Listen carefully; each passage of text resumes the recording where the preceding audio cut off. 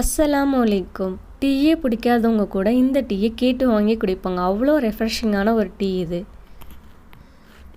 ஒரு கிளாஸ் தண்ணி ஊற்றிட்டு தண்ணி கொதித்த பின்னாடி தேவையான அளவு டீ தூள் போடுங்க. இது ஏலக்காய் ஃப்ளேவர் உள்ள ஒரு டீ தூள். தேவையான அளவு இஞ்சி போடுங்க. நான் 2 பேத்துக்கு போடுறதுனால கம்மியாக தான் போடுறேன். ஒரே ஒரு பட்டை போடுங்க. நல்லா டீ தூள் கொதித்த பின்னாடி தேவையான அளவு பால் ஊற்றிக்கோங்க. ஒரு கிளாஸ் நான் ஊற்றுறேன். டீ 2 நிமிஷம் கொதித்த பின்னாடி சர்க்கரை சேர்த்துக்கோங்க. ஒரு 2 நிமிஷம் நல்லா டீயை கொதிக்க விடுங்க. அப்புறம் ஃபில்டர் பண்ணிவிட்டு எடுத்து குடிச்சு பாருங்கள். டீ சூப்பராக இருக்கும். இது மாதிரி யூஸ்ஃபுல்லான வீடியோஸ் வேணுன்னா நம்ம சேனலை சப்ஸ்கிரைப் பண்ணி வச்சுக்கோங்க. லைக் பண்ணுங்கள், ஷேர் பண்ணுங்கள்.